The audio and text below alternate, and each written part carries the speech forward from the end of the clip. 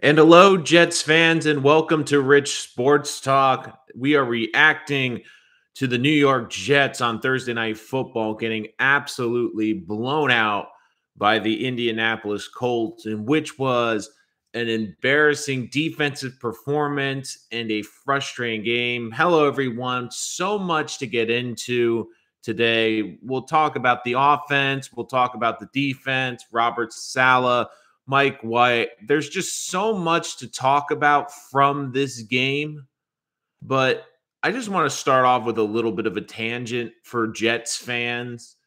And I believe that Jet fans will appreciate this. But if you were a Jet fan, this week has been like the last 10 years. It has been an absolute roller coaster, and you're going into this game feeling excited for once. And I said this on the preview show leading into this game. You were excited to see what Mike White can do. You had intrigue of what Mike White could do.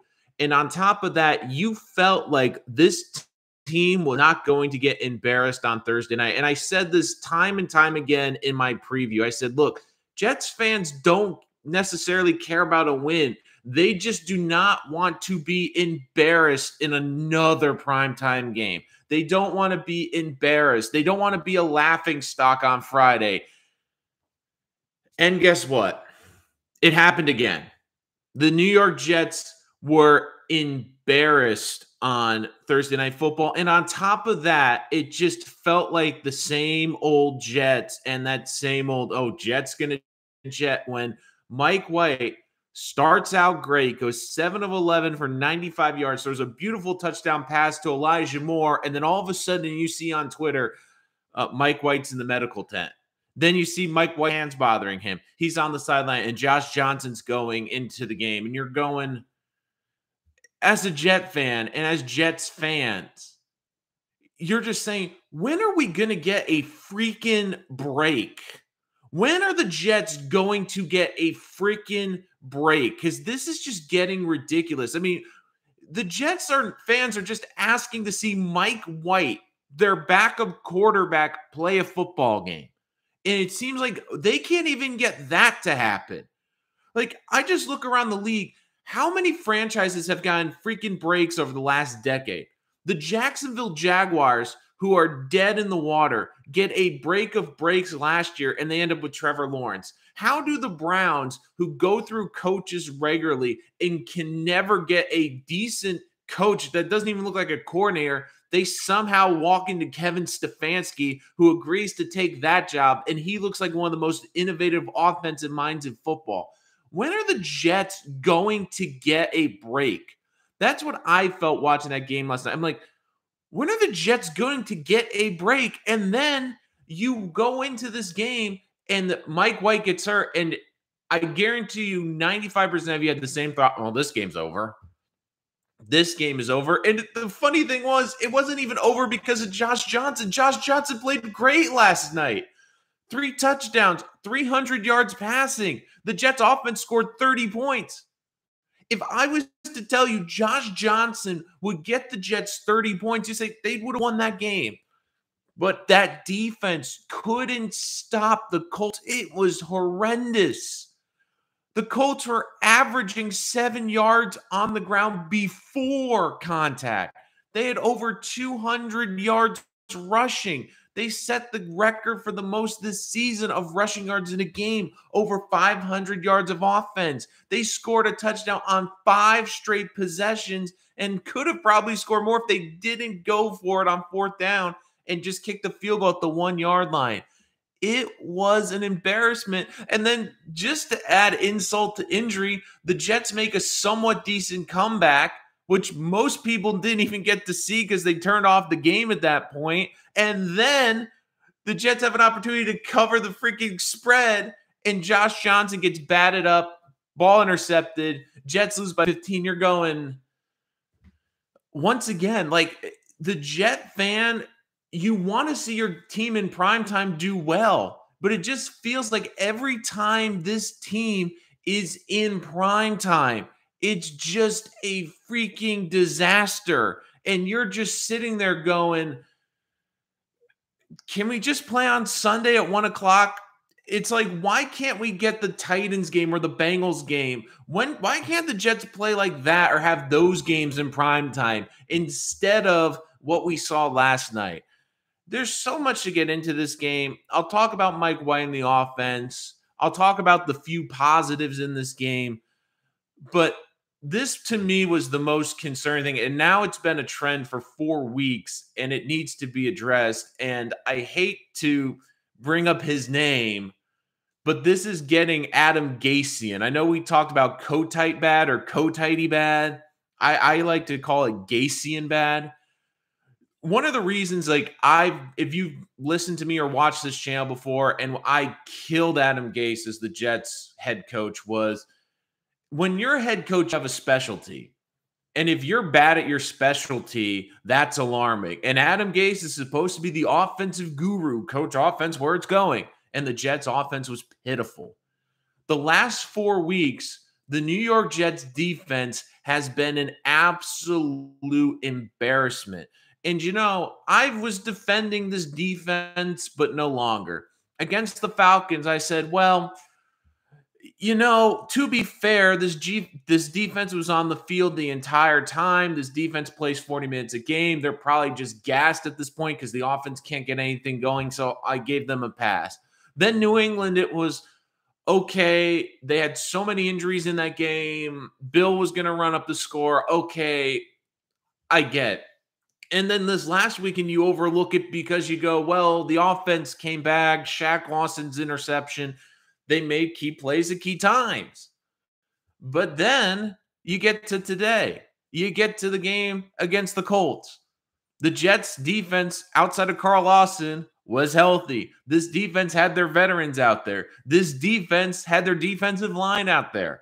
And they got absolutely smoked. It was embarrassing, not because this team was getting beat.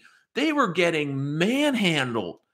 I mean, they looked like they couldn't even stop anything. They couldn't get pressure. They couldn't stop the run. What does this defense do well? And this is the concerning thing. Robert Saleh is a defensive coach, and their defense was absolutely horrendous, and it's not going to get better. They're not the trade deadline. They're not adding pieces. And now Marcus May, it sounds from all accounts, he's going to be out the rest of the season with Achilles injury. So this defense that's supposed to be Robert Saleh's baby, this defense where he's a defensive coach, this defense where we've been talking about the 49ers, despite all their injuries last year, had a capable defense. The Jets defense, CJ Mosley was out there, Jared Davis was out there, they're all there. And guess what? They still couldn't stop the Colts. 7 yards before contact. The Colts were averaging almost 10 yards on the ground to play. You can't even do that in like high school football. Even that's like Alabama versus Citadel type of numbers. That is just embarrassing. Just absolutely embarrassing. And thank you guys. I see you in the comments. I will answer questions. Make sure you put them in the chat. We will get to them in a minute. But this loss was just infuriating on so many levels because as a Jet fan, you're angry that they lost in primetime. You're angry that they were embarrassed again. You're just like, can we see improvement? It's funny because we've been banging as Jet fans on Mike LaFleur for weeks. He gets passed because, I'm going to switch to the offense real quick.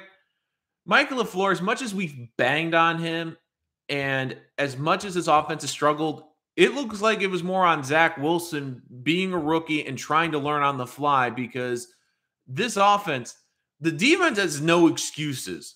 That defense has zero excuses. I want to remind people that the Jets last night had nearly 500 yards of offense and put up 30 points and looked like they would have put up 37 if it wasn't for a great defensive play that tipped the ball up on Josh Johnson's last drive. I really believe the Jets are going to get in the end zone. And you watch that game, it was even more infuriating with the Mike White injury because you're like, are you kidding me? If Mike White was in that game, you would have felt like Mike White would have thrown 5 freaking touchdowns last night. That's how it felt like it was going. And instead, the defense can't stop anyone. Think about this. The defense, for the majority of that game, had all their pieces that they started the season with. This offense, I want to put this in context again. They were on their third string quarterback, Josh Johnson, a journeyman quarterback who has never thrown for 300 yards in a game, who was known more for being in the XFL over the last 5 years. An offense that didn't have their number 2 running back in Tevin Coleman, that doesn't have their starting left tackle in Mekhi Becton, that doesn't have their number 1 wide receiver in Corey Davis, put up 30 points and almost 500 yards of offense last night against a very good Colts defense. Mike LaFleur, I mean, we talk about the coaching. He gets a pass and he looks great. Like, since going up to the booth, he's been phenomenal. And you just go back and you're going, this defense, they can't make an adjustment. I mean, you watch the post game with Bart Scott, and he was giving all these different techniques that the Jets could be using to stop the run. I'm sorry, but the Jets, they just got the ball pounded down their freaking throat. All right, we'll get into some questions before I get into the Mike White injury, the update that we got from Mike White last night, and just the thought process. But, you know, I just had to go on that rant because not only is you talk about, it's just so infuriating because the offense looked great and the defense was poor. But not only that, as a Jet fan, you're going, here we go again, another primetime embarrassment. And you're just like, when are we going to get a freaking break? It just was so Jets, and you hate that term. You hate people in the media using that term. But Mike White looks great, has thrown 5 touchdowns in basically 7 quarters, and now he's injured. And you don't even get to watch that as a game. It just was so aggravating as Jet fans. And you're just like, when are we going to get a break? I mean, the Jaguars have gotten breaks. The Browns have gotten breaks. All these bad teams seem to be getting breaks instead of the New York Jets. Nath Johnson played well extremely for a third string. Yeah. And I think many people's first reaction last night was when they saw Josh Johnson go in the game was like, wait a minute, we've paid a draft pick for Joe Flacco. Why is he not active? And I give Josh Johnson a lot of credit. He looked really good last night and moving the football up and down the field. Marcus May would be so mad Joe Douglas franchised that instead of giving him a contract and didn't trade him before the deadline. Now he's done his Achilles, no long-term contract. And look, as fans, like, I feel like this always happens when a player talks about getting a long-term deal. Like, we always vilify players for wanting money and wanting long-term contracts. We always side with the team, but this is a great example of why players do this. It's because they look at their careers and they go, I'm one play away from having it alter my payday. And granted, you know, the Jets, in their opinion, like, if the Jets had given Marcus May a big contract and were paying him $15 million a year, Jet fans would be mad that the Jets had given him that contract and he was hurt. But I feel so bad for Marcus May because now he's likely never going to get the payday that he expected, because even in a perfect world, this is the scenario he's going to face. He's going to go to free agency or with this Jet team and likely sign a 1-year prove-it kind of contract. Even if he plays at a Pro Bowl level next year and plays every game, teams are going to hold a couple things against him. They're going to say, well, you have an extensive injury history. You've missed significant time. And oh, by the way, you're going to be 30 years old next year. We don't want to give a 30-year-old safety a long-term contract. So I feel horrible for May. It's frustrating because he's a big piece on that back end. And even though he hasn't played well since coming back, you wonder what his future is going to be. There's more of a chance now of him coming back on a 1-year deal, but I just feel horrible for him. Eyes look like the Jets roll the same soft zone defense and don't every game and don't cater. But I agree. Like, I've been saying this defense, like, I give the offense credit. They've adjusted. They've made tweaks to the game plan. Like, not only every week, but in that game, it got to the point where I'm like, can the Jets just put 8 guys in the box and make Carson Wentz throw it? But then again, no, DB seem to be around the receivers either. So it's frustrating because the first 4 weeks of the season, the Jets defense looked really good and the league has adjusted and the Jets haven't yet. And that's infuriating because you're just like, D-line got its, you know what, kicked about. Oh, absolutely. They got their teeth kicked in last night. Jets allowed 260 rushing yards against the Colts. Imagine how much they will against the Bills. Yeah, that's the scary thing. Like, the Colts are a good team, but they're not the Bills. Like, the Jets on their schedule still have the Saints, the Bills twice, and Tampa Bay. I mean, the Colts are a good team, but they're not those teams. And you're just going, oh, man. And then the funny thing is you want to give a silver lining that they have extra time to prepare, but then you go, wait a minute, what happened the last time the Jets had a bye? Oh, yeah, they gave up a 50 burger to the Patriots after a bye. So even that silver lining, well, you know, the Jets, they'll get some extra time to prepare. It's kind of like, well, what happened the last time? So defense has far less talent than the offense, to be fair. Nate, I actually disagree with that. I mean, that defensive line especially, I get it, Carl Lawson's injury was huge, but you have Quinnen Williams, who's a guy who I thought was like the one Jet defensive player last night that had a good game. John Franklin Myers with the sack. And look, I know Jets fans have been on him since signing the contract, but you've also seen defenses really focus on taking him out of the game. The Jets defense has talent and they have experience. That's the biggest difference between the offense and the defense is the offense, you're starting to see the talent come through, but they're all babies and young guys outside of really Corey Davis and Jamison Crowder. They're young guys. I mean, we're talking about CJ Mosley, who was an all-pro linebacker. We're talking about Jared Davis. We're talking about Marcus May. I mean, we're talking about guys outside of the cornerbacks. These are guys that have been in the league and have played and have experience. And they just were absolutely manhandled. Nate John, still no excuse for how bad it's been. Absolutely agree. The D is young and expected. Look, the D is young in places. Like, it's young in the corners. And you saw that a bit with the coverage last night. But in terms of the line play, I mean, Quinnen Williams has now been in this league a couple of years. John Franklin Myers has been. And look, they're still young and they're ascending and learning. But, I mean, the big excuse that we heard after the New England game was, look, this is never going to happen again because we didn't have CJ Mosley and our experienced linebackers out there putting guys in the right places, organizing the defense, putting them in the right assignments. That's why this was so bad. And you heard Robert say, look, this is never going to happen again. This is never going to happen again. It happened 2 weeks later. 2 weeks. I mean, you almost felt like they were going to put another 50 burger, and they nearly did. 45 points last night. Yeah, the Who. Yeah, that's what that's if you didn't join us at the start of the show, I went on a whole rant about like we cannot as Jet fans get a break. Like, think about it. We're asking to see Mike White, a backup quarterback, play, and he gets injured.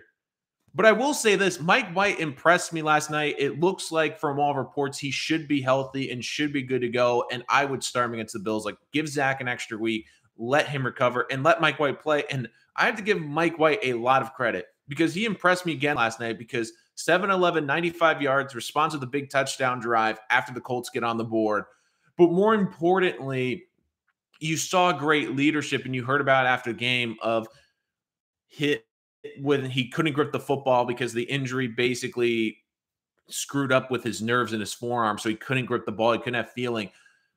And I have to give him a lot of credit because some people will look at this as weakness, but I don't. And he basically said, look, I can't grip the football. I can't go. I'm not the best person for this team right now. And think about it. This is a guy like this is his shot. This is his opportunity.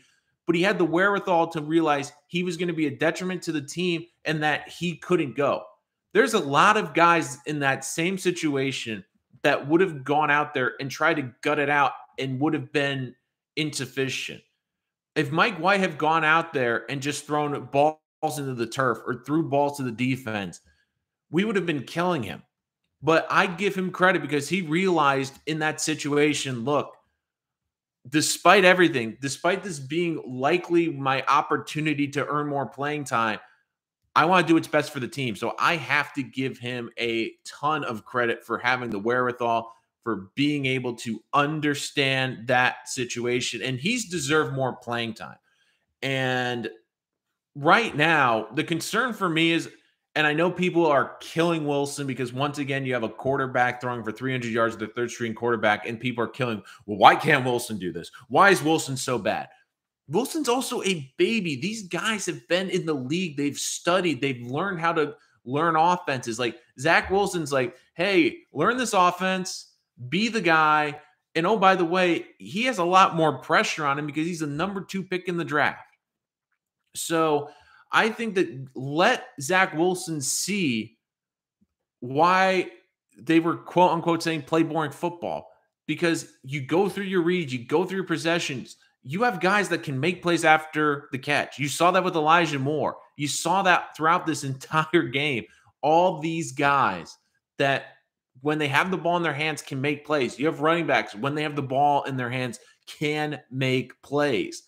And I think that this is a good lesson for Zach Wilson, and it's a good opportunity as a young quarterback to see how this offense, when run effectively, can be great. Yes, you can throw it down the field and attack down the field and hit those money throws 3 or 4 times a game, but for the most part, just get the easy throws, keep moving the football.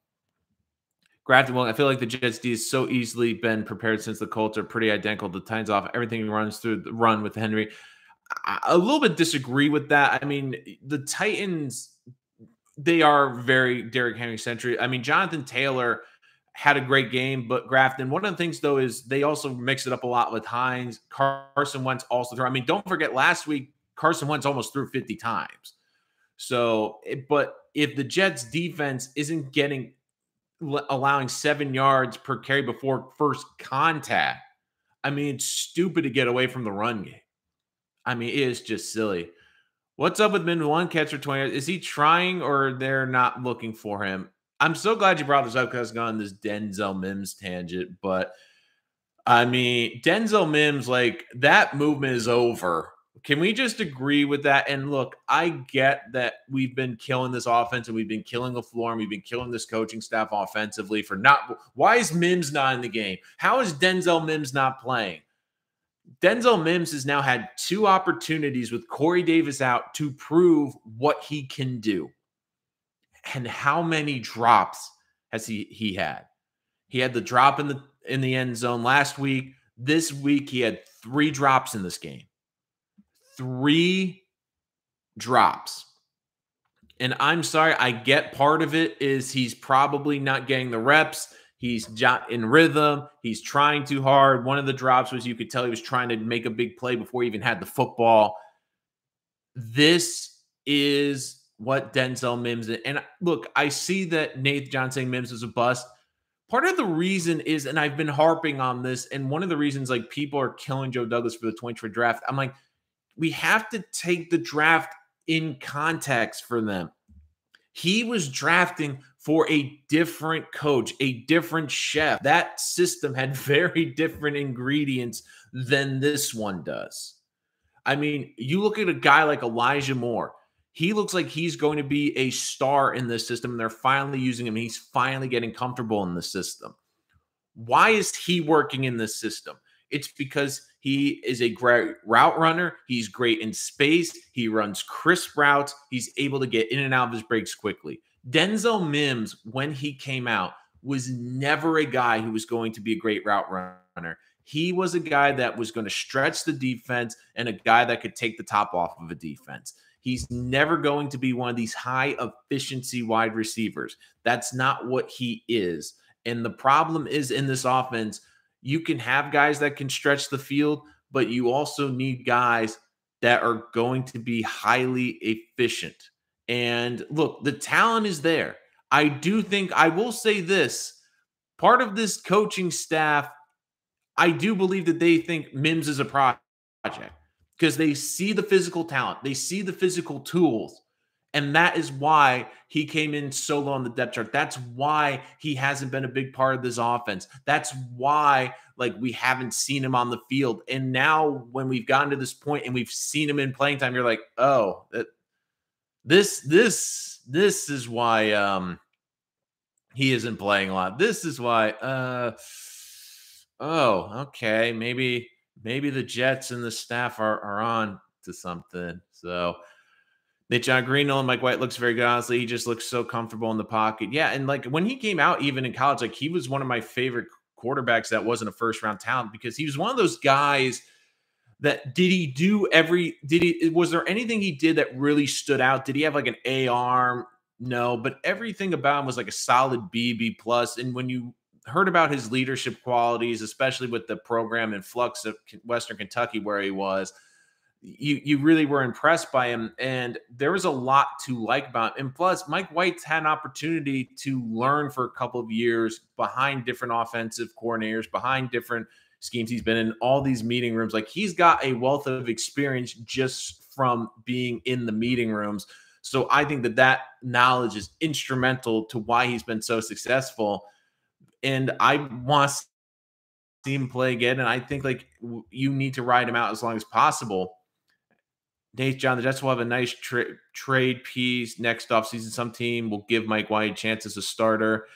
Yeah, absolutely. I said this on the last episode. So the worst case scenario, like Mike White continues to play well, you get a valuable draft pick. But even so, like if you're the Jets, unless you get blown away at the draft pick, like why would you get rid of him? Because we've seen it across this league now, especially with the 17th game. You're seeing quarterbacks get nicked up and you're seeing backups make a start. Think about like this last week in the NFL. Cooper Rush had to make a start. It was all across the league. Geno Smith has had to come in for Russell Wilson. I mean, we've seen backups galore, and you need a good backup. So if you're the Jets, if you get blown away with a great offer from Mike White, sure, do that. But you also have to be aware that, look, this is a long season now. We got an extra game, so you need a good backup quarterback who might be able to spot start a game or two. So why would you get rid of him? Nate John is a bust. Look, I still think it's too early. He's still young. He's still only a second-year player. You're hoping that he continues to get better. And look, Mims has also been hurt too the last 2 off seasons, being injured to one before early in the preseason his rookie year. This last year with the food poisoning. I mean, you're just hoping like if he can get a full off season, be able to acclimate to this offense and continue to work on his craft, that he can still develop. When you're dropping easy catches, yeah, like he's got to catch the football. Absolutely. And he's got to be able to prove it. Like, look, the talent is there. He needs to put it together. So I think in all, this off shows some really good potential, and the defense needs some more tools badly. Mims, frown face. Yeah, I agree. I mean, Mims has been frustrating, and this defense, it's going to be interesting because I do think you're going to see Joe Douglas spend more this offseason, because I do think Woody Johnson is going to be on him to spend money this offseason. And this is a very good defensive draft coming up. But I do think you're going to see this Jet team, especially in free agency. I think you're going to see him go after good pass rusher. I think you're going to see try to get more athletic. And I'm going to be fascinated how the Jets address the safety position, because I know this team doesn't value safety, but I would try to bring Marcus May back just because they need veteran experience back there. But who knows if Marcus May he's so pissed at the Jets because they didn't give him a long-term contract. Now he's hurt. Maybe he won't even let them get to the negotiating table. Who knows? But I mean, Ashton Davis too, like last night, like that terrible angle on the Jonathan Taylor long touchdown run. I mean, you see him with a couple good pops in the game, but you're just going like, he needs to put it together, and you just feel like they need to make some moves at the safety position. But this is just like, it's just so infuriating because this defense was so bad, and you were wondering, how's it going to get better? And you're thinking, well, they're not getting any additional pieces back. And this is the thing that's most annoying is Robert Saleh is a defensive coach. Like, this is his baby. And they've not only been bad, they've been historically bad. They've been pitifully bad. I mean, we talk about bad defenses in the NFL.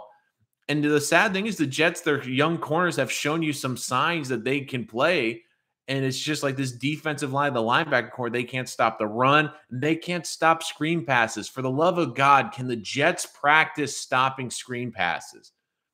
mean, that's all the Colts were doing, it felt like, was running the football and screen passes. And then when they had to get a third and long, someone was way open down the field. It's just, uh, uh, it's just infuriating as a Jet fan. And like, you're going to hear it all day from all the like, and you even heard it on the broadcast last night, which I bet if you were still watching the game, pissed a lot of people off, which is like, the announcer saying, and then, this is like a preseason game, and just laughing. And then even before the game, like Joe Buck snorting when he had to talk about the Jets. You're like, all you wanted last night as Jet fans was this game to be respectful. You wanted this game to be close. And I give this Jet team credit for not quitting and playing hard and making it a somewhat more respectable score. But their defense was garbage. I mean, you can't defend this defense. They were horrendous last night. What is it with the injuries on this team? Every year, the same BS. I mean, the injuries, it's tough because, like, the injuries, like, it feels like it's just the Jets, but look around this league this year. How many big injuries have happened around the NFL this year? And, I was a proponent of not going to the 17th game because I'm like, look at all the injuries that have happened. I mean, it's not just the Jets. It feels like, and I get it as your own team and just like the way the Jets history has been. Like, of course, this is us. This has to happen to the Jets. But you look around the league, there are so many injuries and so many weird injuries. I mean, the weirdest one to me was still the Russell Wilson one. I mean, in the primetime game where, he's got his finger like this, it's just crazy. And like the Jets that's the sad thing about the Jets defense. Like the offense has more injuries. Like I said, this was the scary thing last night.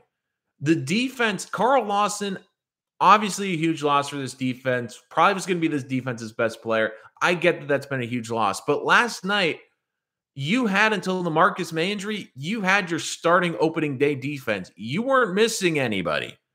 You weren't missing CJ Mosley. You weren't missing Jared Davis. And the one thing you were missing, which is kind of scary, is, you had all those good young rookie linebackers that are banged up. And you're going, oh my God, like, I know they were inexperienced, but at least they had some speed. You're like, last night, that defense looked sluggishly slow. And people are saying, oh, it's the short week. Maybe they're just burnt out. But I mean, that defense, I don't know what it was. They looked like they were going in slow motion last night. They seriously did. And you just look at really the Jets. You're like, who played well last night? Like Quincy Williams made a couple plays and Quinnen Williams made a couple plays. Hey, John Mosley has to go. Might as well play kids and draft the linebacker. Yeah. That was the one thing about the deadline that annoyed me, which was I thought that they were going to trade CJ Mosley just to help with the cap issue. The big problem with Mosley is going to be twofold. I think this offense is why I think he will be back. Number one, his contract, the Jets still owe him, I believe it's $15 million next year. And over the cap, I was looking into this, like if they cut him, it's going to be like $15 million in dead cap. He's free after the next season. So for me, it doesn't make sense why the Jets are just going to cut him for A, they're not going to save any money, and B, the biggest reason that CJ Mosley has been on the field has been a coach on the field for these young guys, even though he has not looked good. I would like to see them get younger at linebacker, but once again, I don't think they're going to be able to get out from under this contract. And on top of that, I just feel like it's another hole that you don't necessarily have to plug next year. There's so many. Yeah. And I mean, once again, people kill Joe Douglas, but like this is the mess he walked into. I mean, he walked into that contract of CJ Mosley, which was just insane. And look, at the time, I was happy that the Jets got CJ Mosley, but even then I was like, why are we paying him this much? Like so much over market value. And I mean, it's just been frustrating. He's given the Jets 3 great quarters, basically. I mean, Yeah, right now for looking ahead, if the Jets were to cut CJ Mosley, yeah, he would be his cap number goes down to this is the problem because they deferred the number from last season because of not playing last year. His cap number next year is going to be $17 million, and if they were to cut him, it'd be 20 million in dead money. Where if they cut him in 2023, they're able to save $3 million. So I mean, the good news is the Jets have the cap space. They have a ton of cap room, but and John Franklin Myers, like, look, at least he had a sack last night. I will say this: the guys are teeing off a little bit more on him. And look, for John Franklin Myers, he's a pass rusher. It's kind of hard to be a pass rusher when you're in short situations and your defense can't stop the run. I mean, and John Franklin Myers, like, look, you're hoping he gets going again. And even if he's a bit slow, like I said, the contract to me was favorable. I mean, they're not paying him a ton of money when you really think about it. I mean, even as a situational pass rusher, that's kind of what they're paying him. That's kind of what his contract is dictating. So, I mean, it's just been horrendous. And once again, you're just pissed because they not only get embarrassed, but it's like so poetic where the Jets have something crazy. Like only the Jets would have the backup quarterback that everyone is white hot over about, that everyone's excited to see. And of course, after throwing a touchdown, he leaves the game.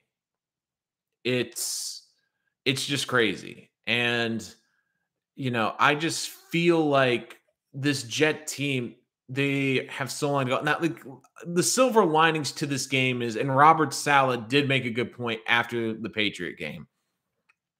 And unfortunately, this is the reality the Jets are in. The Jets made the decision to be one of the youngest rosters in the NFL. They made the decision to go on youth. They made the decision to not spend heavily this year outside of Carl Lawson, who of course got injured on this defense. They decided that they were going to go full rebuild and full youth movement. And Robert Saleh said something in the Patriot game that I unfortunately believe to be true, which is, look, there are going to be weeks where this team looks really good. There's going to be spikes where we see this team play really well. But there's also going to be weeks like last night. There's going to be games like the Patriot game when you have such a young team. There's going to be growing pains, and it's going to be painful. And as a fan base that's been starved of good football, it really annoys you. And I get it. And Jet fans have every right to be angry and every right to be disappointed. But once again, this is a rebuilding process. There's going to be painful games like this. There's going to be painful moments like this because the Jets are an incredibly young team.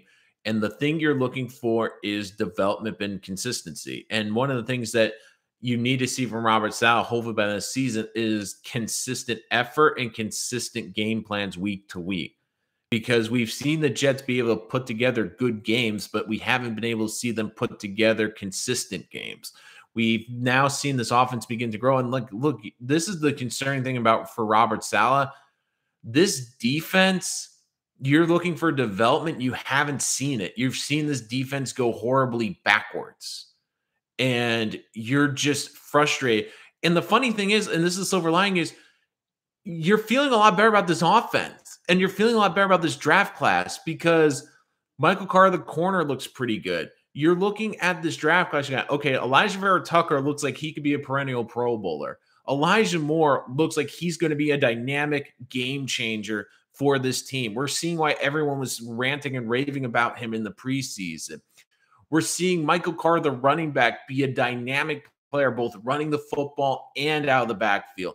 I mean, I know people have been killing Joe Douglas, especially for his previous draft class, but his current draft class looks pretty good. And if Zach Wilson can figure out how to throw it short and run in this offense, I think he has a chance to look pretty good. And you're looking that this offense has been getting better. And this is the exciting thing for the Jet fan. And one of the few silver linings is, wait a minute, we're seeing this offense get better. We're seeing these offensive players get better. But you need this defense to also show that. Like, I love what I've seen out of Bryce Hall this year outside of last night. He had a bad game. I've loved what I've seen out of the young corners, but you need to see development out of the safeties. You need to see development out of these young linebackers, and you need to see this defensive line put it together because we've seen it in spurts, but you need to see the consistency. And like, I agree. Like, I'm reading the comments. Ashton Davis looks more like a bust. And that's the frustrating thing. Like, Ashton Davis, you were expecting him to be a contributing safety, but it's infuriating watching him play because you see him get some big hits out there, but then you also see a couple times where if he goes for the ball, he can maybe make a play, but just his coverage is bad. The big touchdown run was Ashton Davis's fault because he took a god awful angle where he basically was coming down and was trying to meet Jonathan Taylor past the line of scrimmage. And you see it on the film where he has the moment and basically does like a curl like this to try to catch him. And it just was terrible. And BK, I've been saying the average on the ground, first contact, I've been beating that since the beginning of this. Agree, no one loved the offense in the draft. Just need Zach. I think Zach Wilson will step. Like, we have to understand, like, he's a baby, and for everyone that's like killing Zach Wilson, I mean, we're seeing young quarterbacks, like even Patrick Mahomes is struggling this year, and we forget he's still a baby. I mean, what rookie quarterback has looked great this year? I mean, I know that Justin Fields had a great game last week, but he's also had a lot of really bad games. Trevor Lawrence did not look good against Seattle, and Seattle has one of the worst pass defenses in the NFL. The only rookie that looks good is Mac Jones, and it's because they basically are saying to Mac Jones, hey, don't turn the football over. We have a great defense and special teams. Just check it down, throw it 5 yards, and basically we can move the football. And you're starting to see like the Jets can do that. And Mike White was playing like Mac Jones. He was moving the football, distributing it to the guys, letting Elijah Moore, Jamison Crowder, Braxton Berrios make plays in space. And he was doing that without Corey Davis. So once again, the news on Mike White, it looks like he will be back. They expect him to be practicing next week. It doesn't seem to be as serious as originally thought. And look, like, I would start him in the Buffalo game.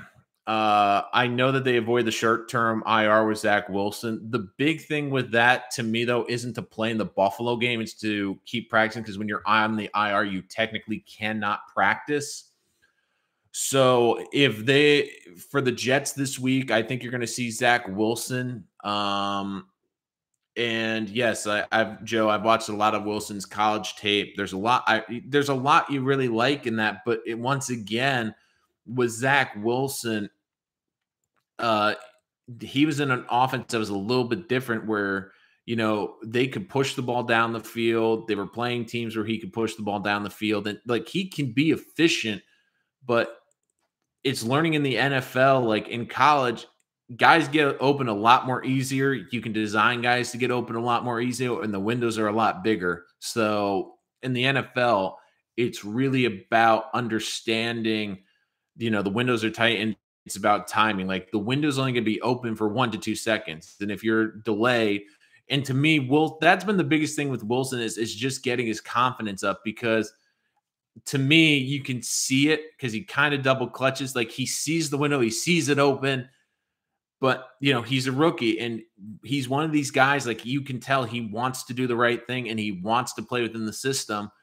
And basically, by the time he's thinking, it looks open, I think it's open, okay, it's open, and throw it, by the time you go through that mentally, that window's closed. That's how quick the window's closed in the NFL. And to me, this is a great opportunity for him to see, look, this offense is designed for you. It's designed to make your life easier. And you're seeing it now that get the ball out quick. I mean, one of the problems with Zach was he held the ball to try to make the big play down the field. And I think what this is telling you is like, look, we can make big plays down the field, but it comes later in the games when you're cutting people up short and someone blows the coverage and they're playing too tight on the receivers. So for me, that is one thing that this is a good thing for Wilson, is just to sit back and see that not only did it work for Mike White, but it worked for Josh Johnson. This offense is designed to help the quarterback. And you're saying, look, we got guys like, you give them the ball within 5 yards, they can take it 20, 25 yards. We have guys that can make plays in space. We have running backs that can make plays. I mean, you don't have to throw it 50 yards down the field. You can check it down to Michael Carter or Ty Johnson, and they can take it 20 yards. Make your life easier. But I also get, too, that Zach Wilson, we always talk about his arm. We talk about how great his arm is, and he wants to show off. And I think a lot of it is the pressure from us as fans in the media, where you're the number 2 pick. You want to prove to people that the Jets made the right pick, and you want to show off your ability and your big playability and what you do well. And I think that they need to coach that a bit out of him. And you look too, like, this was a tough game. Like, this is a young team. And this is why I said in my preview, I was worried about this game, because this Jet team, they're so young, getting ready for a short week in prime time. This is tough. And you're looking like, when they're on a normal schedule, and it seems like at home on a normal schedule, they've played a lot better. But when they've had to go on the road to London, when they've had to go on the road after a bye, when they've had to go on the road on a short week, it just feels like they're just not used to it, and being a young team. And, I do think that I do believe in this staff a lot more than the old staff. And, like, I'm petrified of the defense. I do think Robert Saleh has to make big adjustments on the defense. But the big thing is, you are seeing offensive progress. You are seeing these young kids starting to get their feet on the ground and starting to figure it out. And that, to me, is exciting as Jet fans, because you're seeing pieces to the future. Even like Quinnen Williams, like, he was making big plays last night when he could. So, I mean, I do think the Jets have some nice pieces. You can tell, though, they're going to need more help, and they're going to need more time. And once again, unfortunately, the Jets are going to have more blowouts there. They're going to have more games where their defense is embarrassed. They're going to have more games this year where they don't look like they belong on the field, because there's a disparity in the talent. I mean, that is clear. But the games against Miami, against the Texans, against Jacksonville, where they are on the same playing field, you would hope and think that they could win those games. It's the other games that give you questions. So, once again, though, frustrating night. Mike White gets hurt. Looks like he will be able to play next week. It just was infuriating, because once again, and I said this in the preview, Jets fans, you just don't want to be embarrassed in primetime. And once again, they were embarrassed in primetime. And all you're going to hear today is basically like, oh, same old Jets. Here are the Jets. It's so Jetsian that Mike White gets hurt. And you're just sick and tired of it. And you're just like, when are we going to get a freaking break?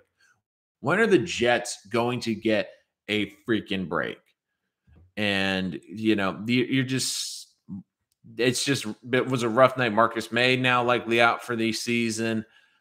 But once again, guys, make sure you put your questions in the chat. We'd love to answer them. Debating, too, about doing an individual video for next week. Would love your reaction. I have 2 ideas. I'll put up a poll later on the website, but would you rather have me do a midseason mock draft for the first 3 rounds of the Jets, or would you rather have me do a rookie report card for the Jets 2021 draft class and evaluate how they have been doing this year, and basically giving my thoughts about what they've done well, what they can improve upon?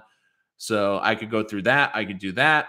Or once again, I could do a 3-round mock draft, because I think 4 through 7 at this point is, it's just like you don't even know who's coming out. But I mean, I do think you can do a solid mock draft for the Jets' first 3 rounds, have an idea. I know we talked about the draft a little bit before. So, but it'll be interesting against Buffalo. You just hope that this team does what they did against Cincinnati, which is come out and be respectable. I mean, that's what Jet fans want. Like, that's once again why last night was infuriating. You just want this team to be respectable. You just want this team not to be an embarrassment. Carlos Monticello, I hope I said that right. Hi, Rich. time. Jets need time. They're not ready to compete yet. Next year will be a different story. Clock is going to tick. Like I've been saying that. I've been saying I preach the patience. And like I said, there's going to be games again like this year because this team they've elected to go with one of the youngest rosters in the NFL. And the frustrating thing is you're looking at the young guys and you're saying their young guys are playing well. It's the veterans like the CJ Mosleys and the Jared Davises and the linebacking core that you're like, I thought you guys were veterans and I thought you guys were NFL players. Like, why are you not, doing your job? Why are you struggling when these young guys seem to be at least making plays or at least going 100 miles an hour? I just think that right now, once again, I think Mike White should start playing against the Bills, make sure Zach Wilson is ready 100% to go. And I do think, once again, Zach needs to learn from this, see what this offense functions under a different quarterback. And I do think that's going to be good because Zach Wilson's a film junkie. Zach Wilson studies tape. And I believe that seeing what's working for these guys, seeing them going through progressions is going to be very helpful for him. He needs to realize that you can't lock on your first or second option. You got to be able to read through the defense, go through your options, go through your progressions, but also a check down. I know it's not the sexy play, Zach, but you have running backs that can make plays. I mean, we saw it this team last night, check downs where they were able to get almost 10 yards, 12 yards a clip to convert long third downs. I know it's not the sexy 25-yard big play down the middle of the field to Corey Davis, but you need to be able to hit the short stuff. And you're seeing guys that don't have the arm or the talent that you do, like Mike White or Josh Johnson, be able to put up 300 yards of offense. I mean, Zach Wilson didn't put up 300 yards of offense in a game, and Josh Johnson did that basically in 3 quarters last night. And he was also playing against a defense that, like, the Colts were still playing. I mean, the Colts, it was getting to the point where I made the comment on Twitter last night. I'm like, are the Colts trying to run up the score because they're passing late? And I mean, even the broadcast was like amazed because for 2 reasons. Number one, you have the fragile Carson Wentz out there and he took a shot late. And I was like, can you imagine if the Jets hurt Carson Wentz? Could you imagine if he gets knocked out of this game or gets injured, what Colt fans do? And then the other thing too is, and the broadcast made a great point, even on the kneel downs, like they have a certain snap count where if Wentz is on the field for 70% of the snaps and they make the playoffs this year, and I believe 70% if they don't make the playoffs, 75% if they do make the playoffs of the snaps this year, the Colts pick to the Eagles becomes the number 1 pick. And you would think that, I know during the game coaches aren't thinking about that, but you would think someone would call down to Frank Wright and say, hey, can we get the backup in to save some of those snaps and maybe tweak that draft pick slightly? So BK, props to Josh Johnson. You could tell after that pick at the end how upset he was. That was the thing. And I said that, like, I believe the Jets were going to score on that drive. Like, they moving the football, and you just – like, that's another infuriating thing about, like, if this Jet defense could get 1 or 2 more stops in this game, the way the Jets offense was playing, the Jets could have won this game. Think about it. If that pass wasn't tipped and wasn't a great defensive play, which it was, the Jets would have had a couple cracks, and I believe they would have scored. I mean, could you imagine if all of a sudden the Jets, like, they covered the spread and they scored 37 points last night? Like, they were that close. And that was the most infuriating thing. Like, their offense before that interception scored on 3 consecutive drives with touchdowns. 3 consecutive drives with touchdowns. And the Colts defense was still playing hard. They still were, like, trying to stop the Jets, and they couldn't. And that was a frustrating thing. You go back in the game, you're like, if the Jets could have just gotten one of those 3 fumbles on that one drive in the second quarter and just gotten a turnover or forced a fumble and recovered a fumble or just made a stop somewhere, any stop. The Colts punted once. If they could have gotten 1 stop, you're like, this game could have been completely different. That was the most frustrating thing. You're like, are you kidding me? Surely after White played so well last week, they could have found a way to fail Joe Flacco's medical. Joe Flacco, to me, he's not going to dress because, once again, it's a pick that's based like the Colts pick. If he plays, and if he doesn't play, that becomes a 6th-round pick. And I think that's what the Jets are going to do. They're basically saying at this point, Flacco's going to be another coach. I mean, we brought in him, we brought in Zach Wilson's quarterback coach. It's like we're bringing in everyone. And instead, Mike White's just like, I don't care. I'll just go out and cook 7-11, 95 yards. And, I want to see Mike White play more. And once again, I was more impressed by Mike White, not only what he did on the field, because he's showing you last week wasn't a fluke. He's showing you that it would be different if he came into this game and was like 2 of 6 to start. I mean, they were moving the ball pretty well in the first drive, forced a punt, but then comes back. And the exciting thing was last week, my one criticism was like, look, he really wasn't pushing the ball down the field. He was doing that to Elijah Moore on that touchdown drive. And that was the exciting thing. And you're thinking to yourself, wait a minute, he might have been even have feeling in his hand. He's still throwing the ball well. So you want to see him continue to play. You want to see him continue to get an opportunity. And once again, you don't put Zach Wilson on this field until he's 100%. You do not put him out there. You do not risk his health. You just don't. Like, I know this offensive line's been better, but just don't risk it. Don't put your star future quarterback out there, and see what you have in this kid. Because he showed you in a second consecutive game, there's something here.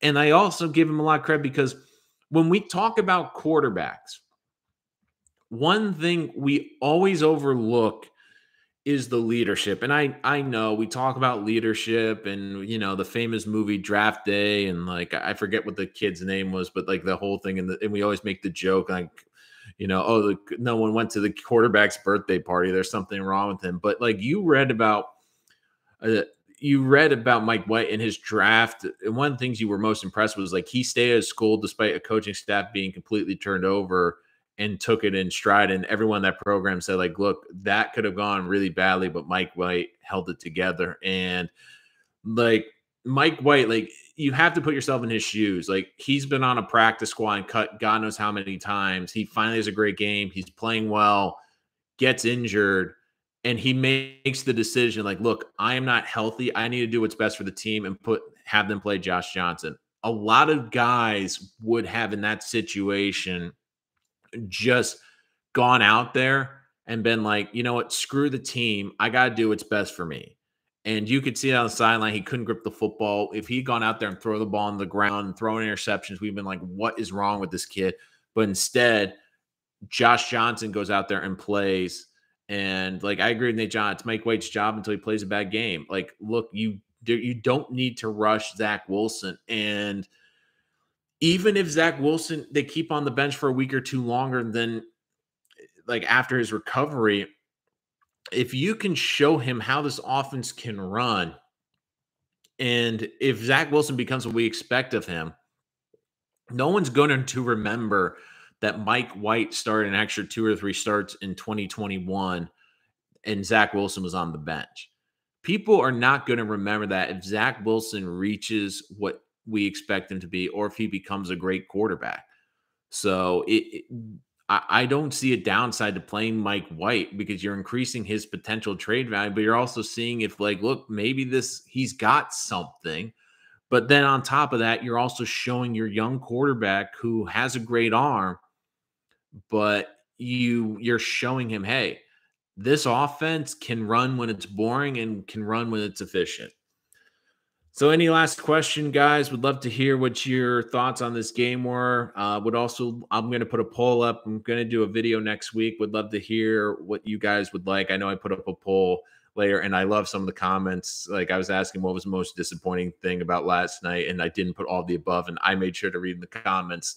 A couple of you guys said, like, all of the above. I'm like, I know, I should have put that in there, but I didn't want to make it too easy on you guys. But I'll put another poll up this week talking about a video. I'm either thinking about doing the rookie report cards through halfway through the season, or a 3-round mock draft for the Jets. Would love to hear what you guys would like me to do, what you'd like to see. I mean, I would just love your opinions and see what you would like, if you're more interested in the Jets draft prospects or the current ones that they currently have. So I think that could be a lot of fun. But Just looking to see any more questions before we wrap this up here today. Once again, a reminder to hit that subscribe button because we will be covering the New York Jets with reactions after every single game this season. And of course, previews and additional videos about the New York Jets. We'll be previewing the Bills game next Friday. Make sure you join us for that. Bring your questions, bring your thoughts. Would love to get your feedback because, I love the Jet fans because they are incredibly passionate. And, I know it's been long suffering, but you look at Jet fans, you give them credit for sticking with this team. I mean, so many Jet fans watched the end of that game last night, despite it being an S show. I mean, let's be honest. So, but once again, tough game for the Jets. This defense and Robert Saleh, Jeff Ulbrich, they need to go into Florham Park and they need to figure it out because they need to make some big adjustments on that defense. But once again, I'm an optimist. The good things, offense progressing, offensive line is playing a lot better. You're seeing better quarterback play. Mike LaFleur right now looks like the best coach on the staff. Lock him in the booth because this offense has completely changed. Great play calling, trick play calling was fun last night. It's fun to watch this offense. And you're seeing some very good growth from these young players. Elijah Vera Tucker looks great. Michael Carter looks dynamic. And finally, Elijah Moore, 7 catches on 8 targets over the last few weeks, 2 touchdowns in the passing game, his first 2 this season. Using him correctly, he looks like he is going to be a dynamic playmaker for this team. And you expect him to be even better when coverages shift when Corey Davis gets back and healthy. So once again, you give the Jets credit for fighting. You give the Jets offense a lot of credit, but this defense is a disaster and it needs a lot of TLC before this Buffalo Bills game. And you hope that Robert Saleh and Jeff Ulbrich can work their magic because once again, this season's about development. We're seeing this offense develop, but we need to see more development from this defense because there are good pieces. There are very good pieces, but they have to be developed. And once again, there will be a poll this week on the channel. Make sure to subscribe in the community page about which video you would like to see next week, a 3-round NFL mock draft for the New York Jets. What 5 picks do I have them selecting in the first 3 rounds as of midseason? And another option could be a Jets report card as we go through the 2021 draft class and see how they've been doing this week. But once again, another brutal primetime loss for the Jets. There were some positives. Was there a big moment outside the Mike Wynn injury that was really embarrassing? No, but it still was incredibly frustrating as a Jet fan. I know there's going to be games like this the rest of the season, but once again, you're seeing progress, and that is what you want to see this year as a Jet fan. But until next time, thank you as always for joining us here. Looking forward to the preview show next Friday. Make sure you hit that subscribe button so you don't miss it. But until next time, this is Rich Sports Talk. Thank you so much for joining us here today.